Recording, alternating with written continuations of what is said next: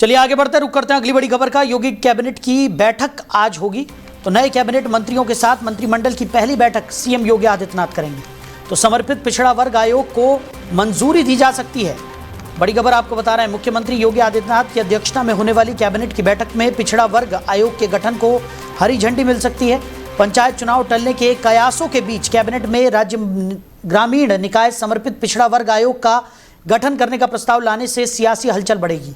इसके अलावा कैबिनेट में जन्म और मृत्यु प्रमाण पत्र नियमावली 2026, पशु चिकित्सा के छात्रों का इंटर्नशिप भत्ता 4,000 रुपये से बढ़ाकर 1,000 रुपये करने का प्रस्ताव भी प्रस्तुत किया जाएगा। स्वास्थ्य विभाग की ओर से लखनऊ के शहीद पथ स्थित Lohia institute of medical science में 1010 बेड का मल्टी स्पेशलिटी इमरजेंसी सेंटर अस्पताल, टीचिंग ब्लॉक और नवीन ओपीडी ब्लॉक का निर्माण कार्य और प्रयागराज के संबंध स्वरूप रानी नेहरू चिकित्सालय परिसर के विस्तार के लिए भूमि हस्तांतरित करने का प्रस्ताव पेश होगा। साथ ही आगरा और लखनऊ में मेट्रो के निर्माण कार्य और मिर्जापुर में निजी क्षेत्र की सरदार पटेल एपेक्स यूनिवर्सिटी की स्थापना के लिए आशय पत्र जारी करने के प्रस्ताव को भी मंजूरी मिल सकती है। तो खबर पर ज्यादा चर्चा के लिए हमारे मैनेजिंग एडिटर रमेश ठाकुर जी हमारे साथ जुड़ गए। रमेश जी, नए कैबिनेट मंत्रियों के साथ सीएम योगी आदित्यनाथ की पहली ये महत्वपूर्ण बैठक आज होने जा रही है। समर्पित पिछड़ा वर्ग को मंजूरी यहां पर इस बैठक में दी जा सकती है, ऐसे कयास लगाए जा रहे हैं और कई महत्वपूर्ण प्रस्तावों पर भी चर्चा होने की उम्मीद है। कैसे देख रहे हैं? देखिए साहिल जी, जातिकरण समीकरण को इकट्ठा करने के लिए और सबको एक मंच पे लाने के लिए कि कोई वर्ग नाराज ना हो, चाहे वो पिछड़ा वर्ग हो, चाहे वो दलित हो या कोई भी हो, उन सबको समेटने के लिए ये बामुश्किल 8-9 महीने का सरकार का कार्यकाल बचा हुआ है।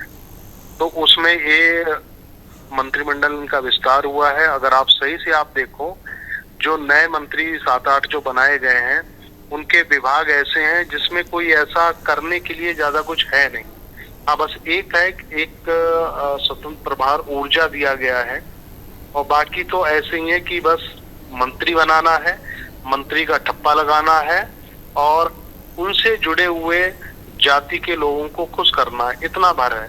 अब दूसरा पहलू ये आ जाता है, जिस तरीके से आज कैबिनेट की बैठक होगी, पुराने और नए सबको मिला के एक टास्क दिया जाएगा और वो टास्क मुझे लगता है कोई विकास या कोई काम करने का नहीं होगा। वो सिर्फ ये होगा कि आप अपने अपने क्षेत्रों में अपने अपने लोगों के बीच में, और चुनावी सरगर्मियां अगले 2-2.5 महीने के बाद शुरू हो जाएंगी और उसके बाद दिसंबर के बाद में आचार संहिता लग जाएगा। तो कुल जमा 5-6 महीने इन नए मंत्रियों के इससे काम आ पाएगा।